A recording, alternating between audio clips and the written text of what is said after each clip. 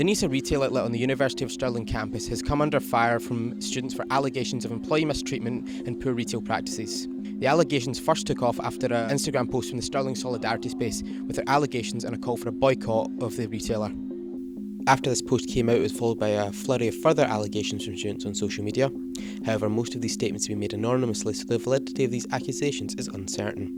When asked for a statement about the situation, the University of Stirling has said that, quote, "We are aware of allegations, but due to an ongoing investigation, we are unable to comment further." When asked the same question, the Students' Union stated that, quote, "The Students' Union Advice and Help Services supports members regarding on and off campus-based employment, but as they provide free, confidential and impartial guidance, they are unable to comment on any specific cases.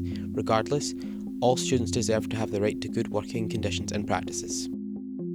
Brig also reached out to Omar Retail, the company that operates the campus store, as well as Nisa Corporate, but neither have given a response. Brig understands that a police investigation involving store management and ex-employees has been underway since summer, but no further details have been published. The boycott that was proposed by the Solidarity Space made several demands that include paying employees a true living wage, recognising a trade union, protecting workers' rights and ending firing and rehiring practices. Seemingly in response to this, a new motion has been proposed to the Students' Union by Justine, VP of Communities, which bears striking similarities to the boycott's demands. The motion encourages the university to take up the following principles. Any permanent employer granted licence or permission to trade or operate on campus should pay employees the real living wage of £12 as a minimum, as opposed to the national minimum wage, which is £8.60. They should also support employee trade union membership and recognise a trade union for their employees, and must treat staff fairly and equally with high standards of employment rights.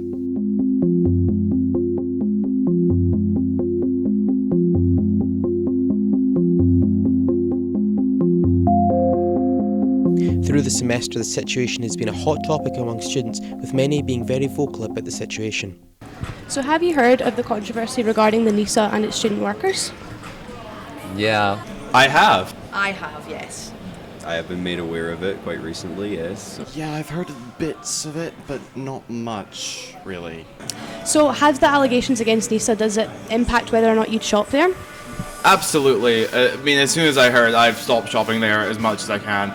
I don't really shop there anyways, but it does put a little bit of caution around it. I'm not going to judge anyone for shopping there, but me personally, I ain't going there, no. The student union are wanting to put through a motion that would encourage a better living wage and basically treat your workers better. Would what's going on encourage you to go and vote for it? Yeah, I would think so. But I think there has to be more accountability on the Nisa's part, at least from what I've heard.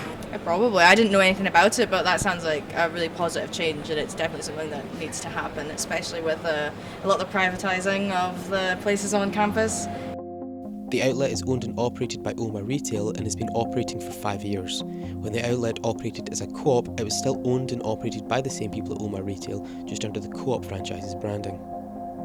To get a stronger picture of the situation, we anonymously spoke to some former employees about their experiences working at the campus Nisa. They stated, quote, "Back in May this year, me and around 10 others were fired.